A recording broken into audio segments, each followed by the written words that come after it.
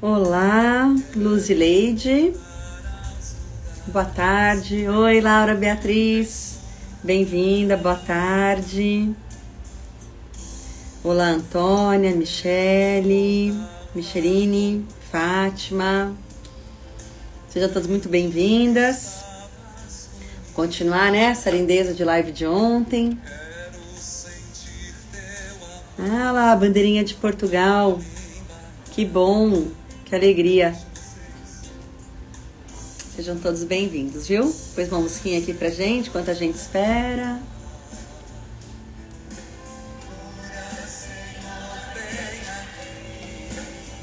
Já falei com o padre também, já tá chegando.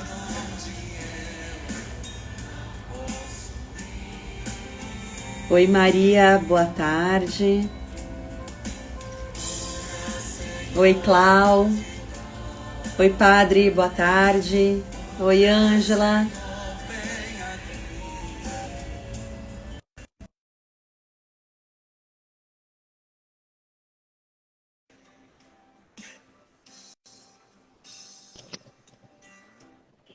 Oi, minha Boa filha, tarde, salve, vim padre. correndo.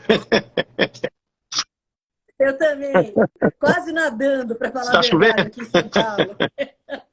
Nossa Eita, Senhora, alagou fera, tudo de novo. Ai, meu Deus. Mas, graças faz a parte. Deus, chegamos e vamos rezar por aqueles Isso aí, que ainda estão no isso caminho, aí. né, padre? É isso aí, mas que bom, graças a Deus. E uma alegria estar aqui com o senhor de novo e Estou, com todo mundo que vai tamo chegando. Muito junto. bom. Oh, meu Deus, E me deram um celular Tamo novo, e junto. quem disse que eu me ajeito com esse celular? Ele tá me dando um trabalho. Demora Ai, um minha Nossa pouquinho, para a gente, Senhora, quando a gente muda, que demora um coisa. pouquinho, né? Vamos ver. Mas é bom que tá ótimo. Tô vendo bem, ouvindo bem, tudo ótimo. Bom, padre, então, hoje nós vamos continuar aquela lindeza de ontem, tantas pessoas escrevendo, agradecendo, nossa, uma beleza mesmo. Deixa o senhor Tá começar o bom, nosso então encontro. vamos nós, vamos rezar, né? Para que a gente possa acalmar e ouvir o Senhor, né? Vamos nós. Em nome do Pai, do Filho e do Espírito Santo. Amém. Amém. Deus, nosso Pai querido, nós queremos nessa noite bendizer o Senhor mais uma vez, porque o Senhor tem sido bom, generoso conosco cada dia. O Senhor tem se mostrado Pai cuidadoso na nossa vida. Agradecemos por cada detalhe, por cada instante em que a tua mão mostrou que estava nos conduzindo. Te pedimos, Pai Santo, em nome de Jesus, nesse momento de partilha com os irmãos agora, abençoa-nos ainda mais. Abre para nós o teu coração de Pai, que nos conforta, que nos acolhe, que nos renova. Dá-nos sabedoria do alto, dá-nos direção do teu Espírito Santo, para que nós aprendamos com Jesus e como Jesus a conhecer, discernir e obedecer à tua santa vontade. Te entregamos tudo que há no nosso coração, o corre-corre do dia de hoje, nossas preocupações, tudo é do Senhor. E sabemos que o Senhor não deixa se perder nada do que nós lhe entregamos. Com toda a confiança, oramos juntos. Pai nosso, que estais nos céus, santificado seja o vosso nome. Venha a nós o vosso reino. Seja feita a vossa vontade, assim na terra como no céu. O pão nosso de cada dia nos dai hoje. Perdoai-nos as nossas ofensas, assim como nós perdoamos a quem nos tem ofendido.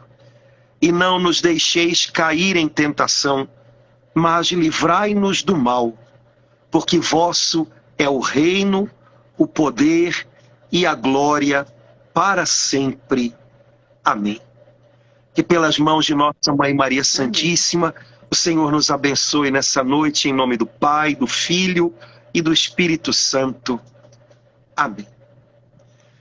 Vamos nós, minha filha. Amém. Será que eu compliquei alguma Amém. coisa Assim demais seja. ontem, minha filha? Alguém ficou com alguma dúvida? O que você acha? Não, ninguém me mandou dúvida. Todo mundo só agradeceu muito, que a live foi muito boa, como sempre, muito oportuna. Então, acho que Vamos acreditar que tudo não bem. ficou nada Até aqui, complicado. vamos bem. Beleza. Isso. Ô, padre, eu queria só começar falando algo muito bonito que o Papa Francisco nos falou hoje, quando ele foi parabenizar, né, as mulheres pelo Dia das Mulheres. Eu achei muito lindo quando ele falou assim, que o olhar criativo e o coração terno são privilégios das mulheres. E isso faz lembrar que Deus é pai e mãe. Então, como a gente está falando do Pai Nosso, eu achei bonito ele vir hoje dizendo, realmente ele é nosso pai, mas também esse Deus é Nosso mãe, Pai né? Celestial tem coração perfeito, e aí ele une no coração dele as perfeições de um pai e de uma mãe, né? Na terra, de maneira sábia, ele determinou, ele ordenou as coisas de tal modo que nós precisamos da complementação de ambos, né? A gente tem coisas com a nossa mãe, coisas com o nosso pai, né? Mas tudo vem do coração perfeito, inteiro dele, né? Então, ele tem características de pai, de mãe, ele é tudo que a gente precisa, né?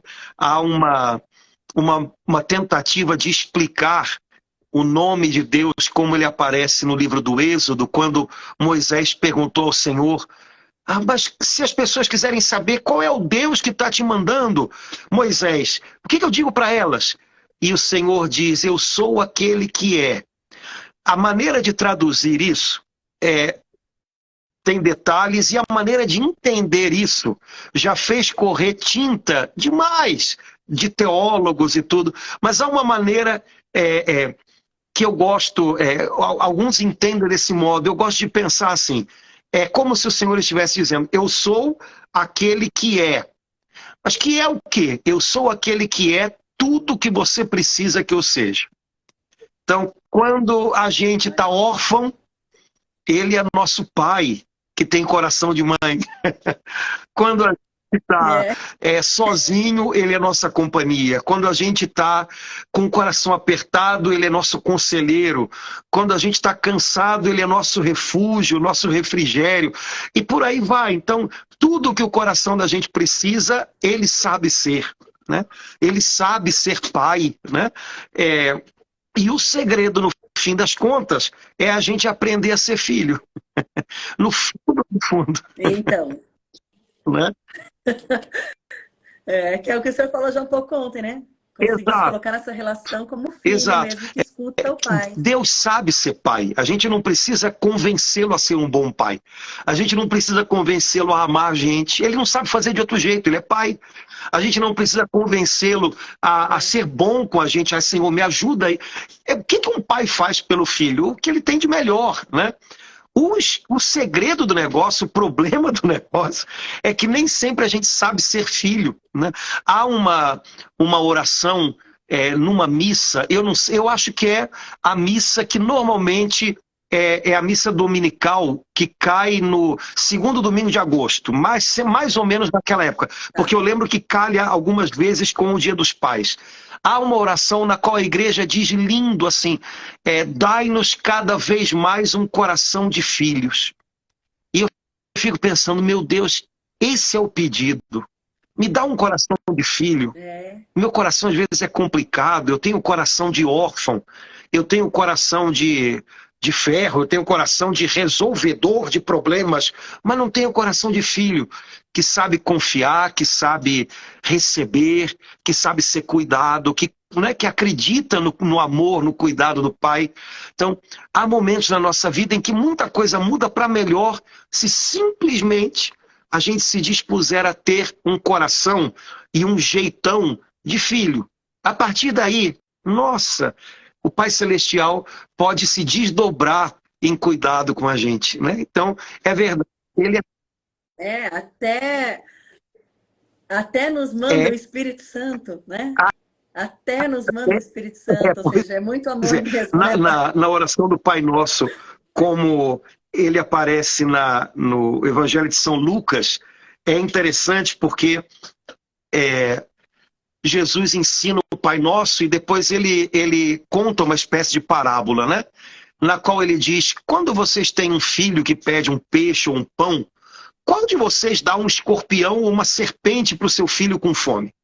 E aí Jesus diz, se vocês que são maus, ele conhece o coração da gente, se vocês que são maus sabem dar coisas boas aos seus filhos quando eles pedem, quanto mais o Espírito Santo, quanto mais o Pai Celestial não dará o Espírito Santo aos seus filhos que o pedirem. Houve uma vez que eu estava lendo essa passagem, eu estava rezando com ela, e me veio um jeito de entendê-la que tem muito a ver com a minha experiência de vida. Não sei se tem a ver com a experiência de vida de algum dos irmãos.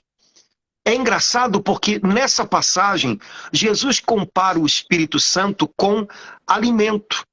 Jesus diz, se os filhos de vocês pedem pão e vocês dão pão, como é que o Pai do céu não dará o Espírito Santo quando vocês precisarem dele, quando vocês clamarem por ele? Então, é interessante, né? Porque nós estamos acostumados a comparar Jesus com o alimento. E ele se fez alimento na Eucaristia. Mas nem sempre a gente compara o Espírito Santo com esse alimento do qual a gente precisa saciar a nossa alma todo dia. Porque a gente tem muita necessidade dele, né? E nessa parábola, nessa pequena parábola, para nos encorajar a rezar, Jesus comparou o Espírito Santo com o alimento. O Pai Celestial dará o Espírito Santo aos filhos que pedirem esse alimento. Nessa situação que eu uma vez estava rezando com essa passagem, me veio uma coisa muito específica. Porque eu sou filho de imigrantes portugueses. E o meu pai, não sei se alguém mais aí é filho de imigrante, né? Ou português, ou espanhol, que também é meio, né? Alemão, né? O meu pai era um pai maravilhoso e no fundo, uma manteiga. Mas a gente estava acostumado com ele sempre muito durão, né? E a gente não tinha costume, como os brasileiros têm, de muitos abraços e muitas coisas, né? E eu lembro que o jeito do meu pai demonstrar cuidado e amor pela gente era trabalhando muito para prover o alimento que a gente precisava. Às vezes a gente espera que as pessoas nos amem do jeito que a gente acha que tinha que ser, né? Com demonstrações que tem mais a cara da gente do que a cara delas, né? E nem sempre a gente é capaz de aproveitar o amor que vem, às vezes de maneiras que a gente precisa estar atento para de repente perceber, nossa, essa pessoa se importa comigo, se preocupa comigo. E o jeito do meu pai mostrar amor era trabalhando muito, para não deixar faltar nada. E ele gostava de aqueles almoços e jantas com todo mundo na mesa, e a gente comendo e conversando. E depois, lendo essa parábola de Jesus, já agora por velho, já sem o meu pai do meu lado, né, eu lembrei, poxa vida, o jeito do meu pai mostrar que me ama, o jeito do meu pai mostrar que me amava, era me colocando uma mesa farta e me vendo me alimentar. Era o fruto do trabalho dele. Naquele alimento eu estava recebendo um pouco dele próprio, o cansaço dele, o suor dele, o empenho dele, o cuidado dele. Assim o Pai do céu faz com a gente também. Quando nós clamamos, vem Espírito Santo, Pai, em nome de Jesus, por amor de Jesus, dá-nos o Espírito Santo, e ele nos dá. No Espírito Santo que nos alimenta, que renova a nossa alma, que dá forças que a gente sozinho não tem, que dá sabedoria para a gente encontrar caminhos que a gente não via. No Espírito Santo que, de repente, põe a gente de pé. A gente está recebendo o amor do Pai, o cuidado do Pai, o cansaço desse nosso Pai Celestial que se desdobra em cuidar da gente e que nos alimenta com o seu Espírito para nos tornar vigorosos, fortes em todo o combate. Então, essa passagem do Evangelho de São Lucas que complementa o ensino de Jesus sobre oração, após ele ensinar o Pai Nosso, me fez juntar uns links, né, da minha história pessoal, do meu pai, do jeito dele mostrar amor, né, do jeito dele se dar para a gente, no alimento que ele punha na mesa, era ele que estava vindo. E o meu Pai do céu, que quando me dá o seu Espírito Santo, quando eu clamo por ele, quando eu tenho fome e sede dele, se dá para mim. Eu tenho um pouco desse amor sofrido do Pai Celestial, porque ele sofreu por nós ao nos dar Jesus, porque ele sofreu por nós ao ver o seu filho sacrificado na cruz em amor. Então, esse amor sofrido do Pai Celestial vem a nós e nos enche, e nos consola, e nos inebria através do Espírito Santo. Então, isso para mim me disse muito naquela época, porque, né, meu pai da terra foi um reflexo desse pai do céu, né, que sabe ser pai. Eu não sei se quando eu era pequeno eu sabia ser filho do meu pai aqui da terra como ele merecia. Não sei se eu era capaz de reconhecer tudo isso. Mas a gente vai ficando velho e vai aprendendo com a vida. Eu descobri que hoje eu sou adulto e eu preciso aprender a ser filho do meu jeito hoje. Eu não vou aprender a ser filho hoje como uma criança de 5 anos. Mas eu preciso aprender a ser filho como um adulto, né? O fato de a gente ter crescido não significa que a gente não precise de abraço de pai ou de mãe, né? Não significa que a gente não se sinta, às vezes, necessitado de correr para ele, né? A gente precisa dele, né? Então, chamar a Deus de pai é um presente, é um dom sem fim, né? Inestimável, né? Saber que existe um Deus no céu que tem coração de pai e que olha para a gente com esse coração. A gente não precisa ter medo dele, ele não nos quer mal, né? Ele só nos quer bem. Mas ele sabe que os filhos precisam crescer, né? E aí ele permite que os filhos cresçam, né? É interessante porque uma vez eu conversava com um amigo nosso e ele dizia, olha, todo pai e mãe saudáveis querem que os seus filhos cresçam e querem que os filhos tenham como chão o teto deles, né? Então, nosso Pai Celestial é muito saudável, então ele quer que a gente cresça, ele sabe do potencial que ele pôs na gente e ele quer que tudo isso desabroche e venha à tona. Mas a gente sabe que para crescer é preciso se arriscar, é preciso machucar-se, é preciso levantar-se, né? À medida que a gente cresce, é como aprender a andar de bicicleta, né? A gente tenta uma vez, cai, levanta. Normalmente a gente aprende a andar de bicicleta ou com um pai ou com uma mãe, né? Ou com um irmão mais velho. E eu lembro quando eu aprendi a andar de bicicleta, que eu acho que é igual com todo mundo, né? Primeiro colocam a gente numa bicicleta com aquelas 2 rodinhas, né? Sendo que só uma fica no chão. É engraçado, né? Porque nunca as 2 ficam no chão. Mas a gente é criança, a gente precisa das 2 aqui, né? Aí depois dizem pra gente assim, vamos tirar uma rodinha? Tira uma rodinha, mas a gente já descobriu que tem uma que fica no chão. Aí a gente fica andando naquela. Aí depois alguém diz, no meu caso foi meu pai, olha, vamos tirar outra rodinha? E aí eu seguro o banquinho, o selinho da bicicleta para você. E aí ele segura, mas chega uma hora que ele solta. E a gente ainda não sabe que está andando com as pernas da gente, porque acha que estão segurando. Mas na verdade ele está ali, então porque o pai, ou a mãe, ou o irmão está ali, a gente se sente seguro. Mas a gente já está andando nas pernas da gente e nem percebe. Aí de repente ele diz, olha, vou soltar, mas já tinha soltado. E a gente está arriscando. Se caiu, vai levantar, mas sabe que tem o pai ou a mãe ali do lado, então a gente arrisca. A gente se torna um pouco mais abusado, como às vezes tem que ser para crescer. Nosso Pai Celestial não quer nos poupar de crescer. Então nós somos sempre filhos, sempre. Mas filhos que estão amadurecendo, que estão desabrochando, que precisam cair, levantar, que precisam aprender a andar nas suas perninhas, que precisam um monte de coisa, né? Chegar na estatura máxima que ele espera de cada um de nós. Segundo o que ele deu a cada um. Eu acho tão legal, as parábolas de Jesus tem umas coisas bacanas, né? E quando Jesus fala da parábola dos talentos, né? Quando um homem rico deixou um pouco do seu dinheiro para cada um dos seus empregados administrarem, Jesus diz, deu a cada um conforme a sua capacidade. Eu acho isso um barato. Quer dizer, nenhum deles recebeu menos do que podia administrar e nenhum deles foi sobrecarregado com mais. Quer dizer, nosso Pai Celestial, ele sabe o potencial que ele nos deu. Ele está no nosso começo. e quer estar no nosso fim. Então, ele sabe o potencial que a gente tem. Ele nem nos menospreza, como tantas vezes a gente faz. Ele nem nos dá cruzes que a gente não possa carregar. Ele sabe que a gente pode, ele sabe que a gente dá conta, ele sabe do potencial que a gente tem. Mas ele também não nos sobrecarrega. Então, são duas coisas, por exemplo, que no ambiente de trabalho fazem muito mal, né?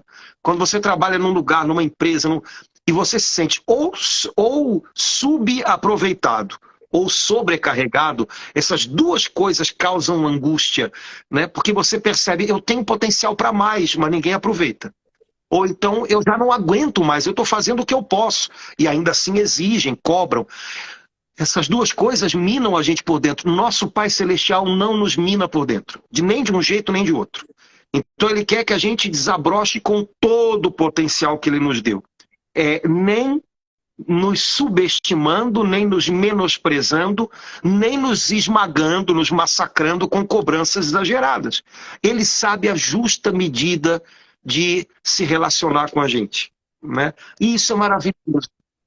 E para que Ô, padre, para que a gente nunca esqueça que a gente é filho, isso tudo só desabrocha, né, mediante a graça dele, para que a gente nunca perca essa relação e tenha a soberba de achar que a gente pode alguma coisa. A gente é filho. Filho quer dizer que a gente é filho, né? Inaugura esse nome quando a gente nasce e colocam a trouxinha na mão do papai ou da mamãe da gente. Né? Nessa hora, inauguramos a nossa identidade de filhos. Né? E nessa hora, tudo que a gente tem e tudo que a gente precisa vem deles. A gente não pode nada pela gente mesmo. A gente não consegue fazer nada pela gente mesmo. O que uma criança recém-nascida pode fazer por si própria? Nada. O que ela tem de recursos? A não ser aqueles que podem ajudá-la. Por exemplo, ela pode aprender a mamar no peito da mãe, ela vai receber. Então, tudo que ela tem e tudo que ela recebe é de outros, é tudo presente, é tudo graça. Por quê? Porque naquele momento a gente inaugurou nossa identidade de filho. E quando a gente é colocado nos braços daquele pai, daquela mãe, parece que eu não sou pai, então eu não sei, mas o meu irmão uma vez me falou isso. Quando ele recebeu a minha sobrinha no colo, ele falou, eu olhei, pensei, meu Deus, ela é minha, eu tenho que cuidar dela. Né? E ele, de repente, naquele momento, parece que aconteceu, explodiu alguma coisa dentro dele. Né? Pronto, ele descobriu que era pai. Né? Eu tenho certeza que ele jamais permitiria que faltasse nada para minha sobrinha. Meu Pai Celestial sabe ser pai todo o tempo. Ele sabe que eu sou filho toda a vida. E que sem ele, sem a ajuda dele, eu não consigo nada. Eu sou dependente dele. Né? Portanto, ele vai saber cuidar de mim. Eu não preciso ter medo de que ele fale. Eu não preciso ter medo de que ele vá embora. Eu não preciso ter medo de que ele seja um pai ausente. Ele nunca vai ser. Mas o segredo é que eu preciso aprender a ser filho. Ou seja, aprender a receber dele, aprender a me deixar cuidar por ele, coisa que nem sempre é fácil. Né? A gente acha que tem que dar conta de tudo, resolver tudo, cuidar do mundo, e às vezes a gente não entende que a gente tem que ser cuidado. Né? É preciso de um pouquinho mais de humildade para ser cuidado do que para cuidar, viu? E nem sempre a gente é bom. É o que o senhor falou ontem, do se reabastecer, de entrar em comunhão para poder receber e então... Exato. A gente não é bom disso. A gente acha que tem que cuidar de todo mundo, tem que dar... E que bom quando a gente se sente responsável, isso é maravilhoso. Mas a gente às vezes esquece de que a gente também está constantemente, né, perenemente, numa situação de necessidade de cuidado. Né? Nós somos filhos. Portanto, aprender a se deixar cuidar é preciso uma dosezinha, ou às vezes uma dosezona de humildade. Né? Todo mundo deve conhecer alguma pessoa mais idosa ou alguma pessoa doente que não é muito fácil de cuidar. Porque você quer ajudar e a pessoa ainda vai, não, não precisa, ou, né, ela ainda vai, né? Porque é difícil, é difícil. Mas aprender a ser dependente de Deus e aprender a se deixar cuidar por Ele é um segredo que abençoa a gente, né? Meu pai cuida de mim, meu pai me descansa, meu pai me acolhe, meu pai me ouve, meu pai me fortalece, meu pai me dá algo para que eu possa oferecer aos outros, porque se eu não recebo dele, não tenho nada para oferecer, né? E por aí vai. Então, eu acho que essa história de aprender a ser filho, para a gente é um desafio grande, né? Dependendo do temperamento, é um desafio grande demais, porque há pessoas que, por temperamento, são muito, né, independentes, né? E às vezes a gente transfere isso até para Deus, né? Então, aprender a ser filho. Você estava falando no começo, né, sobre o comentário do Papa Francisco sobre o coração de Deus, né, que tem características de mãe. E eu aqui na igreja eu já comentei várias vezes com o meu povo que a melhor aula que eu tive sobre amor de Deus, paternidade de Deus, eu tive visitando uma família aqui da paróquia muito especial. Essa família hoje as pessoas já faleceram, mas o que eu aprendi com eles eu não esqueço nunca mais. Havia uma senhora aqui da paróquia chamada Dona Maria. E a Dona Maria tinha um filho chamado Fernando. E eu ia levar a comunhão algumas vezes, havia um ministro que fazia isso, mas sempre Natal, Páscoa, eu ia confessá-la, levar a comunhão para ela, enfim, dar a unção para ele, porque o Fernando, filho da Dona Maria, ele tinha uma série de deficiências muito graves. Ele tinha problemas de cognição, a gente não sabe até hoje o que ele sabia, o que ele entendia, o que ele não entendia. Ele era cego, ele tinha uma audição muito baixa, ele não andava. E sempre que eu chegava na casa da Dona Maria, a casa estava impecável, o Fernando estava cheiroso, o quarto estava limpinho, e eu sei que não era porque eu ia, porque a pessoa responsável por atendê-los toda semana e tudo comentava a mesma coisa, e ia em horário diferente, né? E eu chegava lá e eu ficava encantado com aquilo. O Fernando e a Dona Maria desenvolveram um jeito de se comunicar. Ele gemia de um jeito, ela entendia que era uma coisa. Ele gemia de outro, ela entendia que era outra. Ela falava, mexia nele, ele entendia. Não sei, mas eles se comunicavam. Eles se entendiam. E aí um dia, eu conversando com a Dona Maria, ela me contou que quando ela teve o Fernando, o médico colocou o Fernando na mão dela, na maternidade, e disse, olha, senhora, eu lamento, mas o seu filho, até aqui, a gente consegue perceber que ele tem essa deficiência, esse problema no organismo dele, mas não vai durar muito. E ela falou que quando ela ouviu esse não vai durar muito, a impressão que ela teve é que o médico estava dizendo isso como se fosse um conforto para ela. Esse menino é todo estragadinho, mas não se preocupe muito não, que a senhora vai cuidar dele, mas rápido ele não vai viver. E a Dona Maria disse que pegou o filho no colo e falou, não, é meu filho. Bom, o Fernando morreu com 50 e poucos anos. E eu fiquei imaginando 50 e poucos anos, porque aquela mãe tinha um amor por ele, que amor ressuscita pessoas, né? Amor faz pessoas, ainda com um potencial mínimo, desabrocharem, né? E eu fiquei imaginando, cara, toda mãe cuida do filho, mas de vez em quando tem um prêmio, né? Quando o filho tira uma boa nota e leva para casa, mãe, né? Quando o filho chega em casa no Dia das Mães, chegou do colégio e aprendeu no colégio a fazer alguma coisinha, mãe, olha, fiz para você, né, e tal. Ou quando o filho, sei lá, se forma e coloca lá no convite da formatura, agradeço a meus pais e tal. A Dona Maria nunca ouviu o Fernando dizer, mãe, obrigado. A Dona Maria nunca ouviu o Fernando dizer, mãe, te amo. Mas ela nunca faltou para ele, ela estava ali. Ela estava ali. E eu quando falava com a Dona Maria, hoje quando eu lembro da Dona Maria, eu falo, cara, o amor de Deus deve ser isso aí. Ele pode passar anos sem ouvir da gente um pai, eu te amo, mas ele continua cuidando da gente. Ele pode passar anos sem ouvir da gente, pai, obrigado, e ele vai continuar sendo bom. E a gente talvez tivesse um tempo muito curto se a gente ficasse entregue a gente mesmo. Mas por causa do amor dele, o amor dele é muito paciente, ele alarga o tempo, ele dá tempo pra gente. Para que talvez no nosso pouquinho a gente consiga desabrochar o nosso melhor. E ele nunca vai mudar. A Dona Maria nunca mudou com o Fernando. Nunca deixou de ser mãe, nunca deixou de amá-lo. E nunca esperou nada em troca. O meu pai, o seu pai do céu, é exatamente assim. Esse amor a gente não perde nunca. Os outros todos, mas esse a gente não perde. Então foi a minha melhor aula de teologia, a casa da Dona Maria.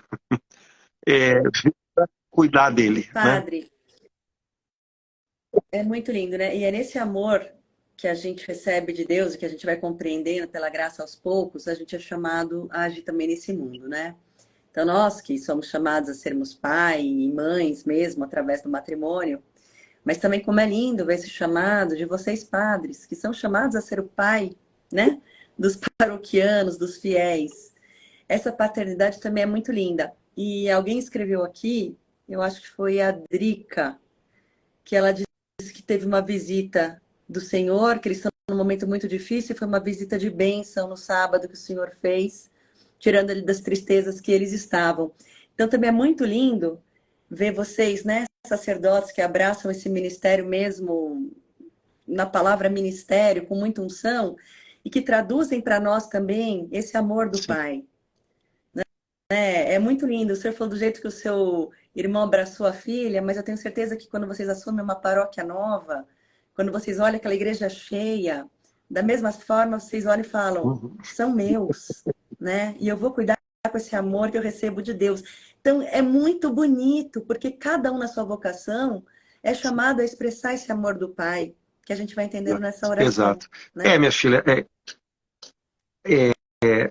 o segredo da vida da gente é a gente só expressar aqui na Terra o que é o céu, né?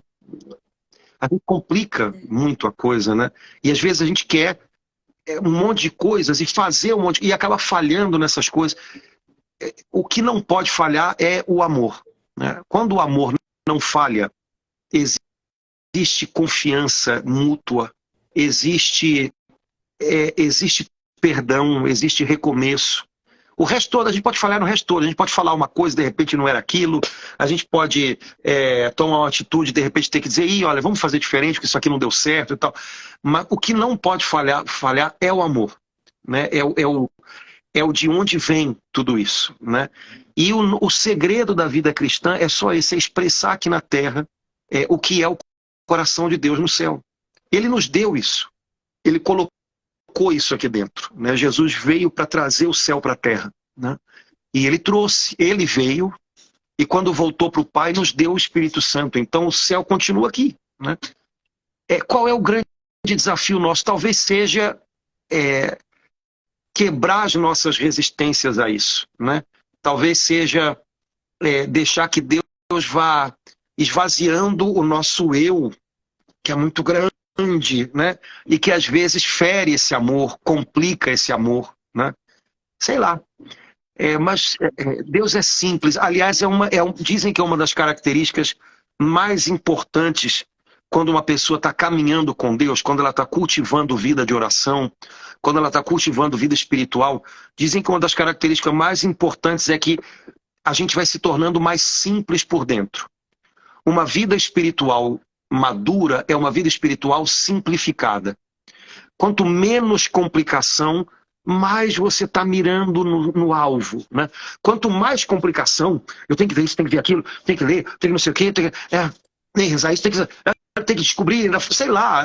Quanto mais você joga para a vida espiritual a ansiedade complicada do mundo, mais é sinal de que talvez você esteja perdido um pouquinho no caminho em coisas que são secundárias. Mas Quanto mais você está mergulhado em Deus, mais simples você fica por dentro. Mais você se torna uma pessoa fácil das outras lidarem. Você quer conhecer uma pessoa que está caminhando para Deus? Você pensa como era lidar com ela 10 anos atrás e como é lidar com ela hoje. Se for mais fácil lidar com ela hoje, é sinal de que essa pessoa, às vezes, aos trancos e barrancos, está fazendo o caminho dela com Deus. Não espere que ela esteja pronta, né? Mas a gente nota isso, né? Uma pessoa que faz um caminho com Deus, quando você tem chance de acompanhar uma pessoa mais tempo, você percebe, nossa, essa pessoa está menos complicada, está mais descomplicada do que há tempos atrás. Está mais simples, sabe? Está colocando menos empecilhos, está colocando menos, sei lá, manias, menos vontades, menos... Está aprendendo a ouvir, está aprendendo a receber, enfim. Então, é simplicidade. Aprendendo a entregar, né? Tá aprendendo a entregar para Deus. Tá aprendendo a deixar a vida acontecer, às vezes, né? E não forçar barras, né? Botar o pé na porta, como a gente fala, né? Então, isso é sinal de que essa pessoa está fazendo o caminho dela. Pode não ser no ritmo que a gente queria, pode não ser assim, junto com a gente, né? Mas ela está fazendo o caminhozinho dela, né? Então, a gente precisa aprender a contar com isso, né? A confiar nisso, nesse caminho de cada um, né? Que ninguém pode fazer no lugar da gente, que a gente não pode fazer no lugar dos outros, né? Cuidado com isso, né? Às vezes em família há muito essa ansiedade, às vezes por parte de mães ou esposas, né? Orem pelos filhos, orem pelos maridos, mas tem coisas que tem que acontecer neles, né? E a gente não pode precipitar essas coisas, a gente não pode cobrar que elas aconteçam, a gente não pode esperar que as pessoas, vamos dizer assim, vivam na aba da gente. Elas têm que viver as realidades, as experiências delas com calma. Então, calma. Acho que é um bom sinal de confiança quando a gente tem calma, né? E não essa agitação que às vezes com pressa quer precipitar as coisas e que acaba aumentando distâncias, né? As pessoas começam a ficar numa defensiva com a gente, né?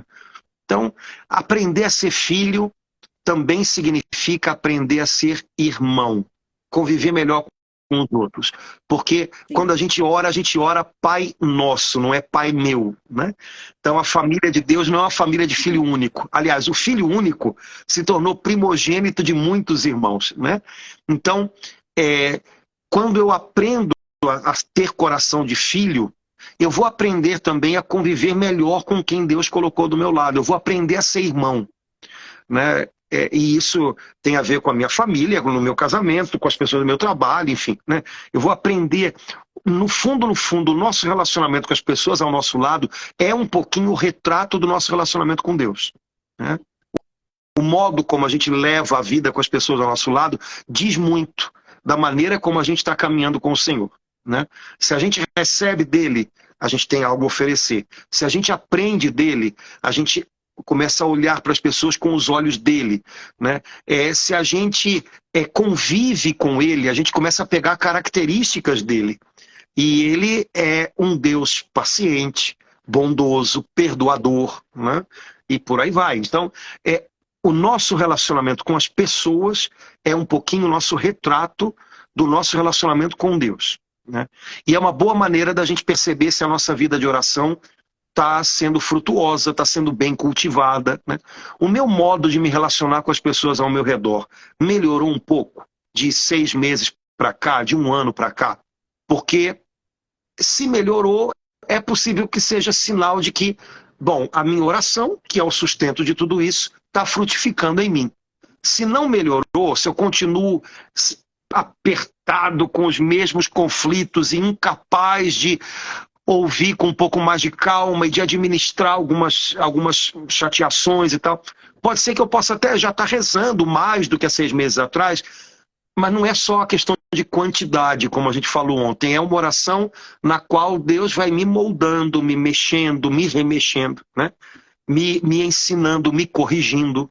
Então, os critérios para a gente até pensar um pouquinho se a nossa vida de oração está caminhando bem, nem sempre são aqueles que a gente imagina. Rezei mais 15 minutos hoje do que ontem. Tudo bem. Mas a longo prazo, Tá, a minha oração está me tornando uma pessoa mais silenciosa na hora do conflito. A minha oração está me ensinando a ser paciente em ouvir. A minha oração está me ensinando a olhar para as pessoas ao meu lado com mais compaixão. Está me ensinando a orar por elas, liberar perdão, porque eu rezo tanto, perdoai-nos as nossas ofensas, assim como... Então, esse é o segredo, né? A prova dos 9, vamos dizer assim, do nosso caminho de oração. Como é que eu estou com aqueles que Deus me deu para serem meus irmãos, nessa família grande de Deus, né? Da qual a gente faz parte, na qual Ele é Pai nosso, e não Pai meu, né? E a questão...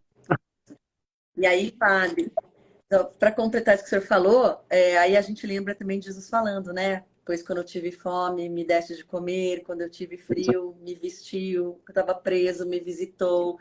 É essa graça da oração que a gente vai enxergando Deus no próximo, mesmo, né? Você vai vendo esse Cristo que sofre no outro, você vai aprendendo a ser Cristo para aquele que precisa do Senhor. Tudo isso é fruto, De uma né, dessa vida oração de oração. conduzida pelo Espírito Santo, né? Algumas pessoas imaginam que o Espírito Santo só faz isso com a gente, né? Fecha os olhos. Não, o Espírito Santo faz isso para depois, abrir os olhos para da gente, né? Para quem está ao nosso redor, para as necessidades que existem ao nosso redor, enfim. Quando eu perco isso de vista, né? Eu fico perdido dentro de mim mesmo. Há muitas pessoas hoje que parece que o maior sofrimento delas não é fora, é dentro. Porque elas multiplicam os próprios sofrimentos estando perdidas dentro de si mesmas. É como se elas estivessem como um bichinho embolado com a sua própria cruz. Ao invés de carregar a cruz, elas estão assim enroladas com a cruz, né? E aí não conseguem mais abrir os olhos para ver o outro, né? Para perceber que talvez, se eu esquecer um pouco de mim, isso talvez me ajude, né? Há pessoas que, de fato, parece que os maiores sofrimentos delas são sempre internos, porque são pessoas que pensam nos problemas de uma maneira excessiva. Tem uma coisa que cada vez mais o Espírito Santo me mostra para mim, né? Para minha vida, né? Que é uma coisa com a qual eu tenho que lutar o tempo inteiro, que é a autopiedade, né? Pena de si próprio, né? Eu não merecia estar passando por isso, eu não merecia que me fizessem isso, eu não sei o que, eu não sei o que é lá, eu não sei o que é lá. E isso faz um mal pra gente, isso impede a gente de obedecer a Deus. Porque Deus está dizendo, perdoa, e eu estou encapsulado em mim dizendo, eu não merecia isso. Deus está dizendo, ora pelo que te feriu. E eu digo, não, eu estou aqui, desculpe a comparação, lambendo as minhas feridas, né? Então, essa autopiedade, essa autocomiseração, essa autocomplacência, ela paralisa a gente. Porque ela faz a gente se perder na dor da gente. E a gente não nota que naquele momento o Senhor está pedindo algo. Olha, mesmo na tua dor, ora, mesmo na tua dor, perdoa. Mesmo na tua dor, não paga o mal com o mal. Mesmo na tua dor, não desiste. Continua sendo fiel ao chamado que eu te dei. Então, essa tal de autopiedade, rapaz, esse negócio amarra a gente. A gente não nota e a gente pode ficar anos. É como se fosse uma teia de aranha. E você vai, quanto mais você se encosta naquilo, mais aquilo gruda em você. E a gente pode ficar anos prisioneiro disso, né? É uma coisa que eu recomendo a todo cristão que considera que já está apto a olhar um pouco e avaliar um pouco aquilo do que deve abrir mão de si próprio. É uma coisa que eu recomendo que a gente olhe. Como é que eu estou de autopiedade? E possivelmente, se você parar para pensar, nos pontos da sua vida onde você está com autopiedade, você está paralisado e não está conseguindo dizer sim para um chamado de Deus, para um passo além que Deus está te pedindo, porque você está ali e aquele sofrimento só faz crescer, né? Então... Olha, eu vou falar uma coisa engraçada, Padre, que a gente pode se ver muito de nós aqui, né? Esses dias eu estava conversando com uma conhecida aqui da paróquia e eu quis ofertar para ela algo, né? E ela colocou tanto empecilho em receber, mas tanto, tanto, tanto. Aí eu cheguei uma hora para ele e falo assim, escuta, você não pode receber um presente de Deus, Deus quer te pegar no colo, Deus quer te mimar, aceita. Ela fala, nossa, Deus quer me mimar? Eu falei, tem hora que Deus está falando, por favor, aceita, recebe. E as pessoas às vezes não conseguem enxergar e vão pondo obstáculo, quer receber, mas põe tanto obstáculo que não percebe quando chega. Porque, minha filha, Não é, isso tem a padre? ver com as coisas estranhas da cabeça da gente, né? Eu não mereço, ou então, sei lá o quê. A gente tem tanta culpa na cabeça, a gente tem tanta coisa esquisita na cabeça. E, na verdade, É. olha, o maior campo de batalha da gente justamente é aqui, né? É no lugar onde o inimigo tenta nos complicar a vida, nos fazendo ter a impressão de que o nosso relacionamento com Deus é quase que impossível. Talvez seja bom para outras pessoas, talvez Deus faça para outros, mas para mim, não. E eu vou te contar o que, que eu já fiz, o que, que eu já fui, o que que... Meu Deus do céu, mas... tá, mas e quando você conta para um pai ou para uma mãe que você já fez, que você já foi, eles deixam de ser pai ou mãe? Não, né? Eles não dizem, olha, então lamento, mas eu sou agora seu ex-pai, né? Ex-pai ainda não inventaram, né?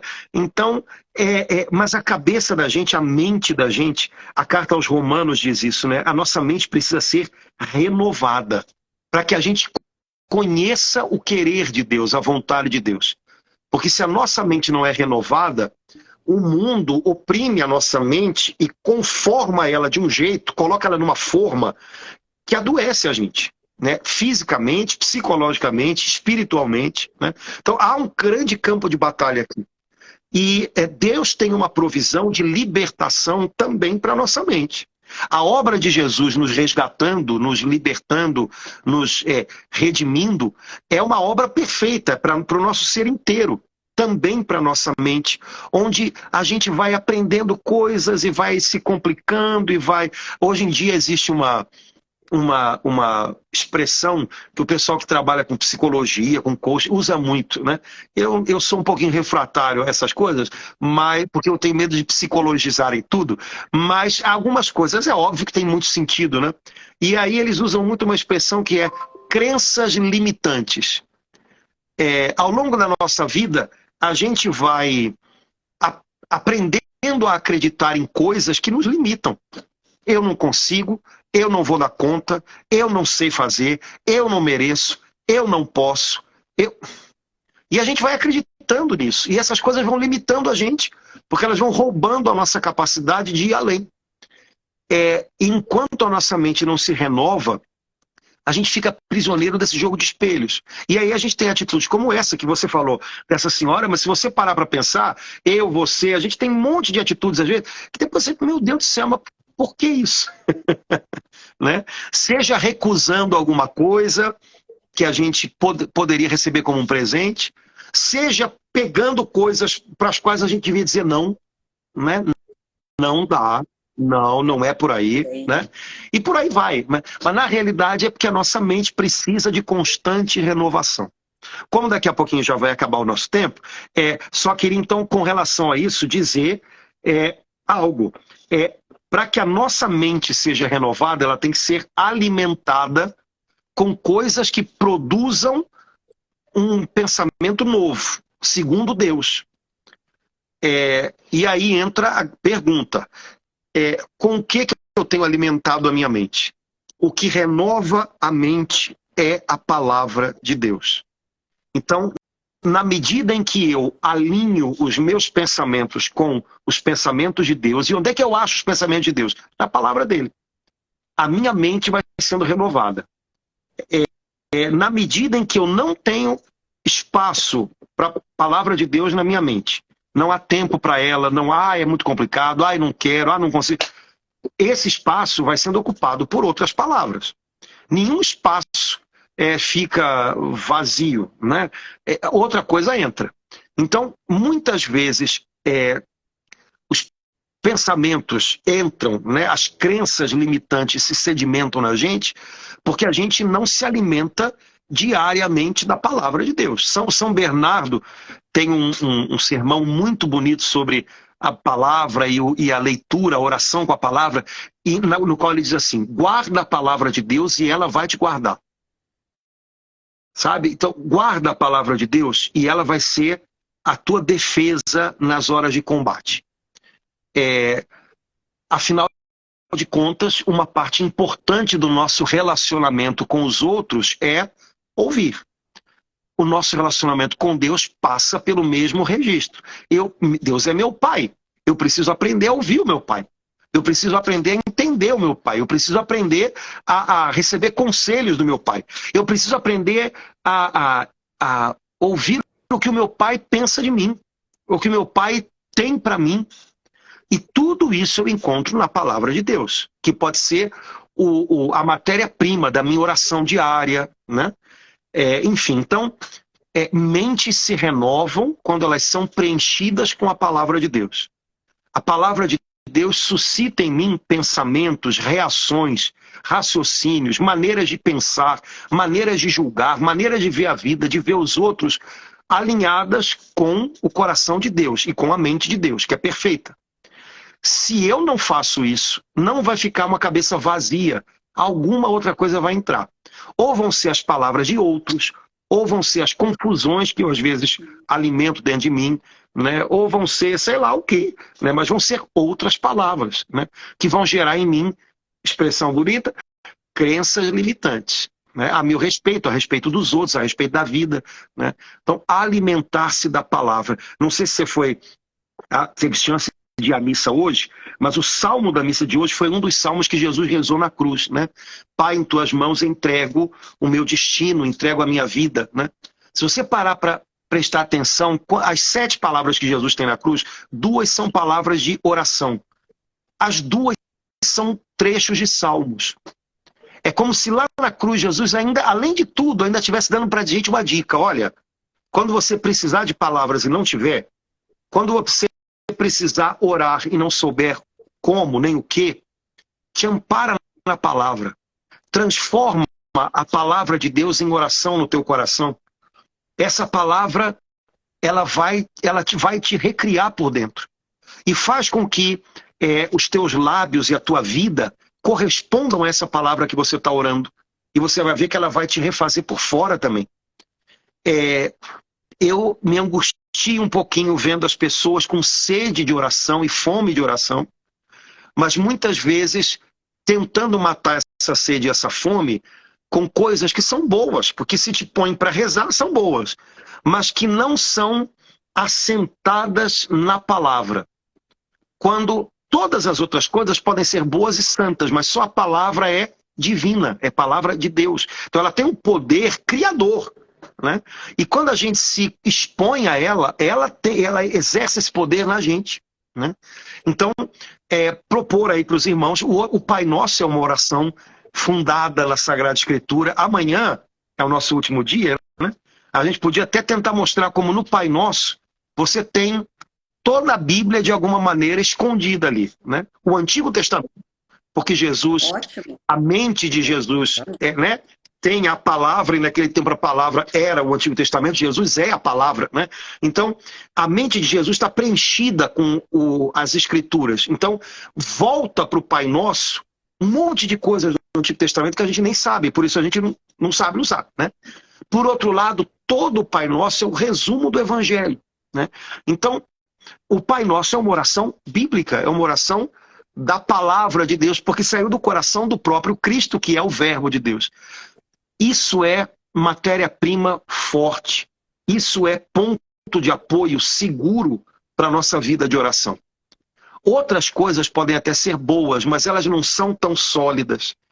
Elas podem me fazer depender mais de mim do que da inspiração de Deus na palavra. Então, a proposta para os irmãos: não tenham medo da Bíblia, viu? E não se aproximar da Bíblia como se ela fosse um livro complicado, um livro de faculdade, mas se aproximar da Bíblia como quem está se aproximando de um estetoscópio com o qual a gente vai ouvir o coração do Pai e vai receber a mente dele. Como diz a primeira carta aos Coríntios, a mente de Cristo vai se estabelecer em nós e a nossa mente vai ser renovada e a gente vai aprender a viver como filho, a viver uma vida de rendição, entrega, confiança. Eita, que a vida vai ficar bem menos complicada. Amém, né, Padre? Porque a gente vai aprendendo que não sou eu. É eu em Deus, né? Eu em Deus, Deus em mim.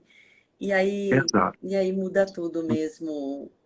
O nosso, o senhor falou também dele rezando, né? De Jesus rezando na cruz os Salmos. Lindo a gente também vê no deserto, quando ele é tentado, que ele também é com a palavra que ele se fortalece, né? Que ele consegue responder a todas as tentações, é com a palavra. Então, é isso mesmo, que a gente tenha sempre tempo para essa palavra que vai ecoar na gente em todos os momentos, bons, ruins, difíceis.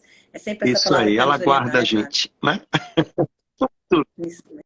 Minha filha, olha, antes Amém, é que isso derrubem mesmo. a gente, vamos. Padre, então, nós vamos terminar. Aí eu vou ler o último trechinho da fala do Papa, quando ele nos pede a intercessão, que a gente, para a gente pedir a intercessão de Nossa Senhora, como gancho daí para a sua bênção final, porque eu acho que também é muito lindo. E depois quero até perguntar uma coisa para o senhor. Ele diz assim: diante de Nossa Senhora, espelho e modelo de vida cristã, está refletida a imagem do nosso sonho, está refletida a imagem do sonho de Deus para todo ser humano. Por isso, de modo especial neste dia, o apelo seja adentrar no espaço sagrado do próprio interior com os olhos novos, sempre mais inspiradas e inspirados pelo Espírito, pela Santa Ruá, que guia e dá dinamismo e feminilidade à vida cristã. O Papa hoje estava querendo deixar as mulheres felizes. Nossa. Santa Ruá Ruá hoje lá em hebraico estava é assim. feminino, né? Então, Isso é lindo demais também, ele ter falado hoje dessa forma para a gente se atentar a isso, né? Esse feminino de Deus, é muita ele coisa, né, hoje estava Padre? inspirado. Mas Nossa Mãe Não. Santíssima, Nossa Senhora, Nossa, é o que ele disse, ela é modelo de recepção do que vem do céu. A gente precisa aprender a receber o que vem do céu. E para receber o que vem do céu, a gente precisa estar um pouquinho mais esvaziado de terra, né? Então Nossa Senhora se esvaziou por inteiro de si própria para receber o que vinha do céu. E ela é modelo para a gente nisso. Então, vamos aprender com ela, não é isso? não. Muito bem. Isso mesmo. Vamos pedir a Amém. bênção de Deus, né? Vamos Obrigada, pedir a viu, graça Padre? do Senhor para a Vamos. nossa vida. O Senhor esteja convosco, Ele está no meio de nós. Pela Ele está no intercessão meio de de nós. nossa Mãe Maria Santíssima, abençoe-vos Deus Todo-Poderoso, Pai e Filho e Espírito Santo. Amém. Muito. Amém. Amém. Muitos partilharam muito, né? Que bom, graças a Deus. Maurício, queria que eu comentasse alguma coisa, eu não consegui voltar. Maurício, você me fala depois, amanhã a gente comenta aqui com o padre. E que bom que a gente tem amanhã juntinhos aqui de novo. Padre, muito Deus obrigada, abençoe. uma boa noite, viu? Deus Amém. abençoe o senhor também. Tchau, tchau.